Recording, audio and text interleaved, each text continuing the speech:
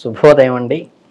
మనం ఇప్పుడు ఈ సెప్టెంబర్ నెలలో ఉండేటువంటి ఈ తులారాశి వాళ్ళు ఎవరైతే ఉంటారో వీళ్ళ యొక్క ఫలితాలను మనం ఎలా ఉంటాయో గమనిద్దాం. చిత్త 3-4 పాదాలు కానీ, స్వాతి 4 పాదాలు కానీ, ఆ తర్వాత విశాఖలో 3 పాదాలు, మొదటి 3 పాదాలు, ఈ నక్షత్రాల వాళ్ళకి తులారాశిగా మనం వ్యవహరించడం జరుగుతుంది.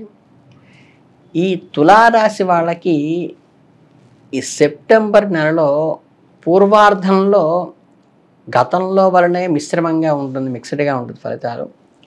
ఏదైతే 16వ తేదీ నుండి వ్యయ రవి సంచారం చేత ఏముందంటే ఒకంత శ్రమకు పెరుగుతుంది. ప్రయాణాలు వద్దు అనుకున్న కొన్ని తప్పనిసరిగా చేయాల్సి వస్తుంది. అలాగే కుటుంబ గౌరవాన్ని, నమ్మకాన్ని అయితే ఏర్పరచుకోగలుగుతారు, కానీ బంధు అధికార వర్గము చేత చిన్న తరహా విమర్శలని ఎదుర్కోవలసి రావచ్చేటువంటి అవకాశం ఉంది. ఉద్యోగులకు స్థానచలనం కలిగేటువంటి అవకాశం కూడా ఈ నెలలో ఉంది. ఈ నెలలో మీ కెరీర్ పరంగా మీకు అనుకూలంగానే ఉంటుంది. పరిస్థితులు ఏర్పడేటువంటి కెరీర్ పురోగతిని కూడా కొంతవరకు అనుభవించవచ్చు. కాబట్టి మాట పొడుపులు ఎక్కువ ఉంటాయి. కొత్త అవకాశాలు వస్తూ ఉంటాయి. ఉద్యోగాల్లో మార్పులు కూడా ప్రయత్నిస్తే జరుగుతాయి. ఇప్పటికే ఉన్న ఉద్యోగంలో ఉన్న వారికి ఈ కాలంలో ప్రమోషన్లు, జీతాల పెంపుదల కానీ, ఊరు మారటం కానీ జరుగుతుంది. కొత్త ఉద్యోగం కోసం చూస్తున్న వారికి వారి నైపుణ్యాలను, అనుభవాలకి సరిపోయే అవకాశాలు అయితే లభిస్తాయి. ఇక బిజినెస్లో ఉండే వారికి, వ్యాపారవేత్తలకు ఈ కాలం వారి వ్యాపారాన్ని విస్తరించడానికి లేదా కొత్త భాగస్వాముల పార్ట్నర్షిప్ ఏర్పరచుకోవడానికి కూడా అనుకూలమైన వాతావరణంగా చెప్పవచ్చు. ఇక విద్యార్థులు ఎవరైతే ఉంటారో ఈ రాశి వాళ్ళు, వాళ్ళకి కొన్ని సవాళ్ళు ఎదుర్కొంటారు. 5వ ఇంటిని పాలించే శని అదే ఇంటిలో తిరోగమనంలో ఉండటం వల్ల, వక్రించి ఉండటం వల్ల నెల మొదటి అర్ధభాగంలో 11వ ఇంట్లో ఉన్న సూర్యుడు శనిపై పూర్తి కోణాన్ని ప్రదర్శించడం వల్ల ఏకాగ్రత లోపానికి కూడా కారణమవుతుంది. కాబట్టి గతంలో చేసిన తప్పిదాలు చేయకుండా ఉత్సాహంగా పట్టుదలతో ముందుకండి. విద్యార్థులు ఎక్కువ సమయాన్ని చదువు కేటాయిస్తూ సవాళ్ళను అధిగమించడానికి, సానుకూల దృక్పథం ఏర్పరచుకోవడానికి కొంచెం కాన్సన్ట్రేట్ చేయడం మంచిది. సహాయం కోసం ఉపాధ్యాయుని కాదు, ఆ సీనియర్స్ని కానీ సంప్రదించడం వల్ల మీకు దీని నుంచి అధిగమించేటువంటి అవకాశం వస్తుంది.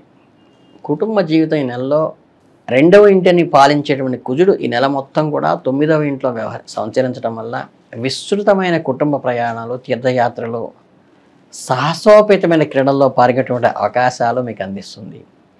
మీ కుటుంబ సభ్యులు ఐక్యంగా ఉంటారు. చిత్తశుద్ధి మరియు పరస్పర అవగాహన సామరస్యపూర్వకమైన కుటుంబ వాతావరణానికి దోహదపడుతుంది. కుటుంబ సభ్యులతో సన్నిహితంగా ఉండటానికి మరియు బంధాలను బలోపేతం చేసుకోవటానికి ఇది మంచి సమయం. పాత విభేదాలు ఏవైతే స్పిట్స్ ఉంటాయో వాటిని రిమూవ్ చేసుకోవడానికి, కొత్తగా జ్ఞాపకాలను సృష్టించుకోవడానికి అనుకూలమైన వాతావరణం. కాబట్టి కుటుంబ మధ్య తీపి గుర్తులు మెచ్చుకోండి. మీ ఆర్థిక పరిస్థితి గురించి తెలియపరచాల్సి వస్తే నెలలో ఏంటంటే ఖర్చులతో కూడుకునే ఉంటుంది. అనుకూలమైన వాతావరణమే ఆదాయము ఉన్నప్పటికీ నెల ప్రారంభంలో 12వ ఇంటిపైన రాహువు, కేతువుల ప్రభావం మీ ఖర్చులో పెరుగుదలకు దారితీస్తుంది. ఇంకా బృహస్పతి దైవిక గురుగా వ్యవహరిస్తూ 8వ ఇంట్లో నివసిస్తాడు. కాబట్టి మరియు నెలలో మీ 12వ ఇంటి నిఘా ఉంచి ఖర్చు పెరగడానికి కొంచెం కారణమవుతుంది. నెల గడిచే కొద్దీ 16వ తేదీ నుండి 12వ ఇంటిలో సూర్యుడు మారటం వల్ల మీ ఖర్చులు మరింత పెరుగుతాయి. ఖర్చులను నియంత్రించడానికి బడ్జెట్కు కట్టుబడి ఖచ్చితంగా ఉండటం నేర్చుకోండి. ఆర్థిక నిర్ణయాలు తీసుకునేటప్పుడు జాగ్రత్త అవసరము. అనవసరమైన ఖర్చులను ఖచ్చితంగా ఆపటం అలవాటు చేసుకోండి. ఈ నెలలో ఈ హెల్త్ పరంగా వచ్చేసరికి కొంచెం రాజీ పడాల్సిన అవసరం ఉంటుంది. మీ శ్రేయస్సు గురించి అప్రమత్తంగా ఉండవలసిన అవసరాన్ని గ్రహాలు గట్టిగా నొక్కి చెబుతున్నాయి. తిరోగమన 5వ ఇంట్లో శనివునికి సూర్యుని ప్రభావంతో పాటు 12వ ఇంట్లో శుక్రుడు మరియు కేతువు మరియు 6వ ఇంట్లో అధిపతి అయిన బృహస్పతి మొత్తం నెలలో 8వ ఇంట్లో ఉంటున్నాడు. కాబట్టి సమిష్టిగా సంభావ్యతను సృష్టిస్తుంది. ఆరోగ్య పరిగణనల విషయంలో ఈ సమయంలో మీరు ఆరోగ్యాన్ని చూసుకోవటం చాలా ముఖ్యం. సమతుల్యమైన బ్యాలెన్స్డ్ లైట్ని తీసుకోండి. క్రమం తప్పకుండా వ్యాపారం చేయండి. విశ్రాంతి తీసుకోవటం కూడా చాలా ముఖ్యం.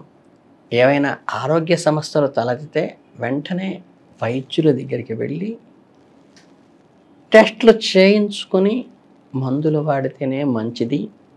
ఈ జాగ్రత్తను మాత్రం తప్పనిసరిగా మీరు పాటించండి. ఇకపోతే ఈ నెల ఆఖరికి వచ్చేసరికి ఏమవుతుందంటే మీకు ప్రధానంగా ఈ రాజకీయ నాయకులకు కొంత అనుకూల వాతావరణం అయితే పొలిటీషియన్కి ఉంటుంది. వాళ్ళకి ప్రజాదరణ పెరుగుతుంది. ప్రజల అవసరాలను అర్థం చేసుకొని వాటిని తీర్చే దిశగా వారు కృషి చేస్తారు. ప్రజల యొక్క మద్దతుతో వారు కొత్త పథకాలను ప్రారంభించి అభివృద్ధి కార్యక్రమాలు కూడా చేపడతారు.